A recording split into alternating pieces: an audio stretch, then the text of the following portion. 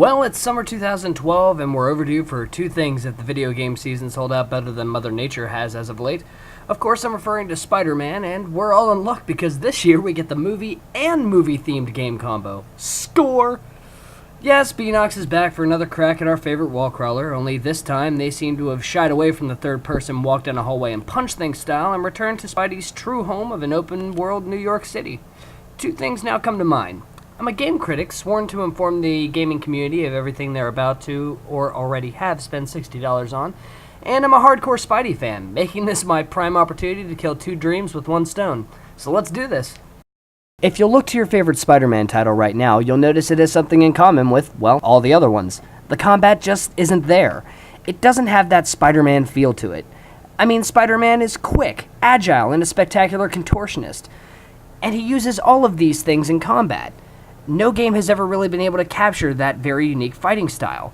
Luckily for us, the developers for Batman Arkham Asylum came up with an amazing yet simple combat system for Beenox to borrow for this game. Spidey is now able to deliver his unique brand of face smashing so long as you've honed in your Patapon and or Bop It skills. Just keep your eyes open for the little lightning bolts over his head, hit the reaction button, and you're back on track. But if you're still not feeling confident in a fight, well, just use the web escape button to instantly zip to another wall. Not only does this get you out of harm's way quick, but it also confuses the poor henchman. This is your prime opportunity to start the Spider-Man stealth gameplay option. After all, Spider-Man can crawl on walls and does like to use said talent to show off his mad ninja skills. But if combat is still not going your way, you can always, stop time and look around. Yep, the new web rush mechanic allows you to stop time for a moment, look around the room, and decide what you want to do next.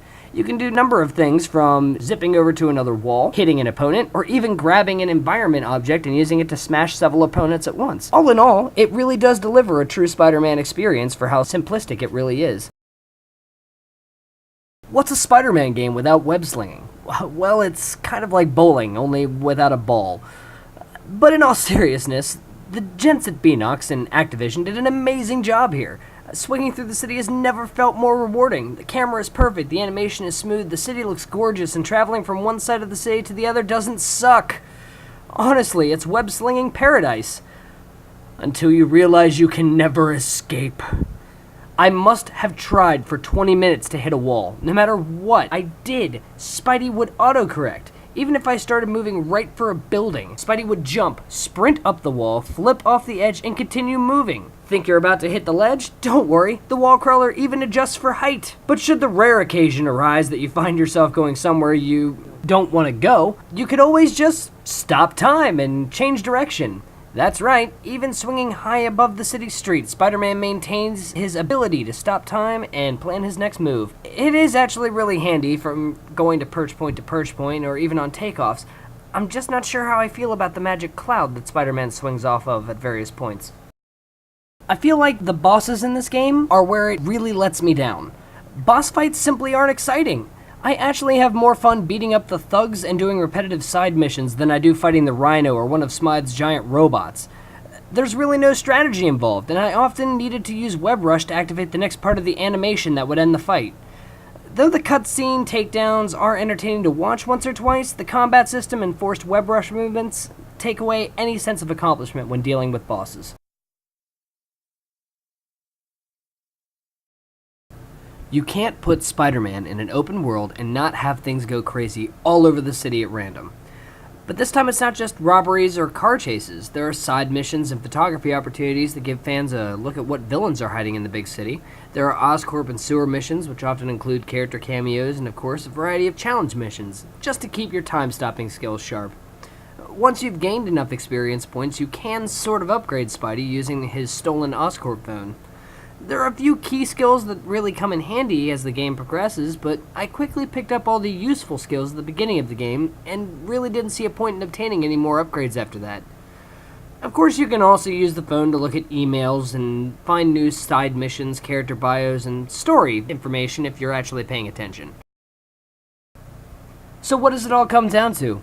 It's certainly a noteworthy Spider-Man game. The Amazing Spider-Man delivers the best web slinging I have ever seen, and gives you full control over how you want to handle a situation. No other Spidey title has given me the ability to take on enemies head-on or silently from the ceilings and walls. Sure, the combat is a complete carbon copy of Arkham Asylum and City, but it's definitely giving us the Spider-Man combat experience, as long as you're not in a boss fight.